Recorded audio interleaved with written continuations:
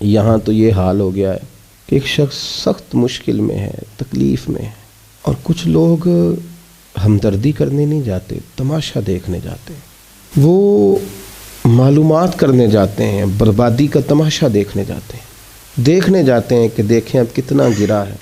وہ کسی شاعر نے کہا تھا کہ باغاں اندر سبز و طوطا تے نمیاں نمیاں رووے تے آکھے باغاں والیو پتھر نہ مارو متے کوئی پردیسی ہووے۔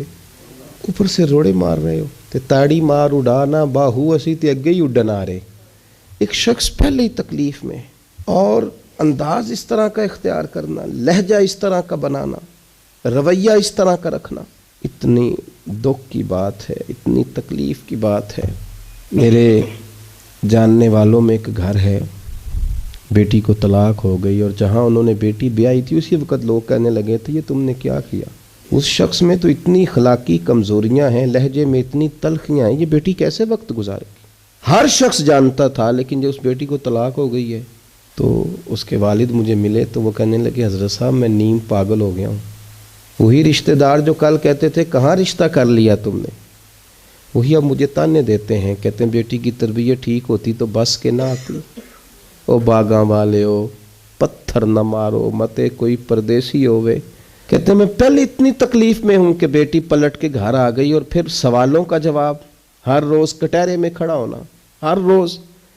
یہ لہجے ان لوگوں کے تو نہیں ہوتے جو رسول اللہ کی غلامی کا دعویٰ کریں، یہ انداز فقیروں، درویشوں، تربیت لینے والوں کے تو نہیں ہوتے، یہ ان لوگوں کے لہجے تو نہیں ہوتے۔ حضرت سری سکتی رحمۃ اللہ تعالیٰ علیہ آپ بازار میں دکان کرتے تھے، آگ لگ گئی بازار میں، دکانیں جل گئیں۔ آج کتنے لوگ ہیں، ایسی ہوا چلی ہے کہ ہر شخص ہی سوچتا ہے تمام شہر جلے ایک میرا گھر نہ جلے۔ اس شہر کے اندر آگ لگ گئی اور ساری دکانیں جل گئیں، صرف حضرت سری سکتی کی دکان بچی۔ کسی بندے نے آ کے کہا حضور سب دکانیں جل گئیں صرف آپ کی بچی ہے، تو کہنے لگے الحمدللہ۔